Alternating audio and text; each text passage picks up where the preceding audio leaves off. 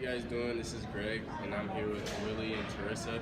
And today we're going to be talking about the differences of fashion between our countries and how that affects our culture and how that defines masculinity in the two different countries.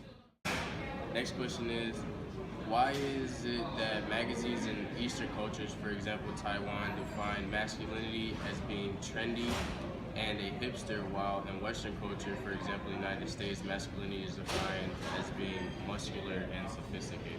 Based on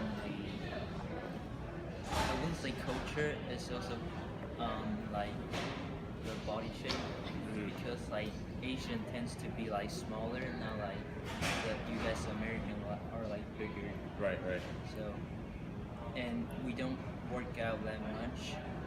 So, and you guys like work out almost like every single day. So Yeah, a lot of it's times. like different. So we don't dress like you guys have like really tight shirt and shoulder like Show the muscles and show stuff like that. muscles. Yeah.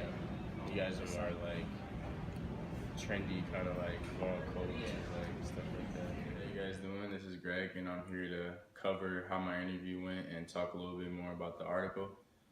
So first thing is, I'm gonna talk about how the article inspired my questions for my interview.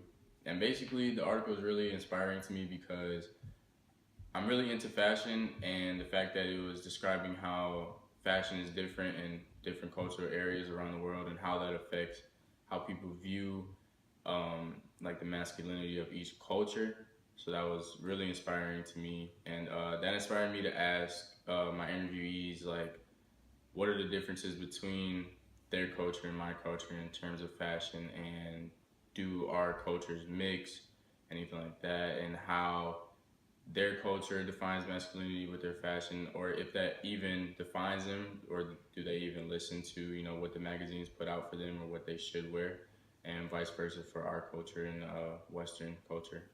Um, the interview went pretty well. Asked some good questions. My interviewees are really engaged in how um, like answering the questions and stuff like that. It went really well.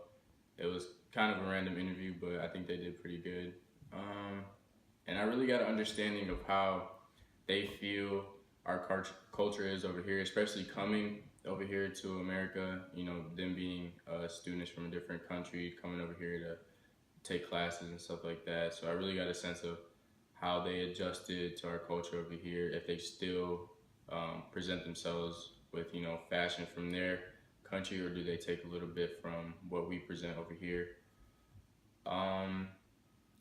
And basically the interviewees' responses were very related to the article, because a couple questions I asked them was how do magazines in their culture define masculinity. And basically he said that their clothes are more slim fitted, more trendy, and more cool, and basically that is what the magazines over there portray them to be, in Taiwan, and how they should present themselves over there in their culture. Whereas over here, he noticed that we are more, sophisticated, I guess, or we're kind of expected to be more like muscular and big and go to the gym a lot. He noticed that we go to the gym pretty much a lot, like every day. Him coming here and seeing what our students do on a daily basis. And then the second question was, does he think that our two cultures mix? Do we dress how they do? Do they dress how we do? And what that means is what that means to bringing our cultures together. And he basically said that he does see, some aspects from his culture, brought over here.